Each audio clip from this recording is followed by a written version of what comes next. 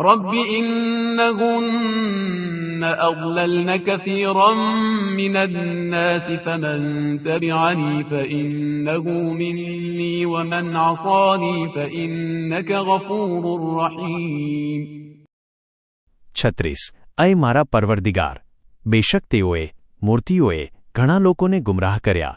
જે શખ્સ મારી તાબેદારી કરશે ખરેખર તે મારામાંથી છે, અને જે મારી નાફરમાની કરશે બેશક તું ગફુરુર રહીમ છો. તફસીર. સવાલ: મૂર્તિ, પથ્થર અને લાકડાની મૂર્તિઓ માણસને કેવી રીતે ગેરમાર્ગે દોરે છે? જવાબ: મૂર્તિ હંમેશા નિર્જીવ જ નથી. ક્યારેક માણસો અને તાગુત, જુલ્મી શાસકો પણ મૂર્તિનું કામ કરે છે અને મૂર્તિ બની જાય છે. કળા અને સજાવટનું આકર્ષણ. મૂર્તિ સાથે જોડાયેલી સુંદરતા અને આભૂષણો લોકોમાં આકર્ષણ પેદા કરે છે, જે તેમને સત્યથી ભટકાવે છે. અજ્ઞાનતા, જેહાલત. અજ્ઞાનતાના કારણે માણસ પથ્થર અને લાકડાને પણ મૂલ્યવાન સમજી તેને પૂજવા લાગે છે.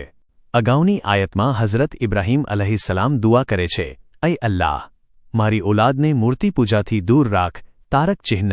અને આ આયતમાં કહે છે કે જે તૌહીદવાળો છે અને મારી પેરવી કરે છે તે મારો છે.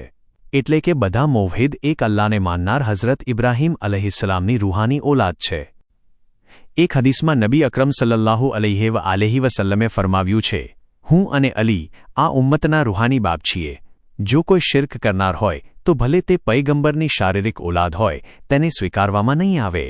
હઝરત અમીરુલ મોમિનીન અલી ઇબ્ને અબી તાલિબ અલૈહિસ્સલામ ફરમાવે છે, રસૂલે અકરમનો દોસ્ત તે છે જે અલ્લાહની પેરવી કરે, ભલે તે નસ્બ વંશ પ્રમાણે અમારાથી દૂર હોય, અને રસૂલે અકરમનો દુશ્મન તે છે જે અલ્લાહની નાફરમાની કરે, પછી ભલે તે અમારો નજીકનો સગો કેમ ન હોય. પૈગામ. 1.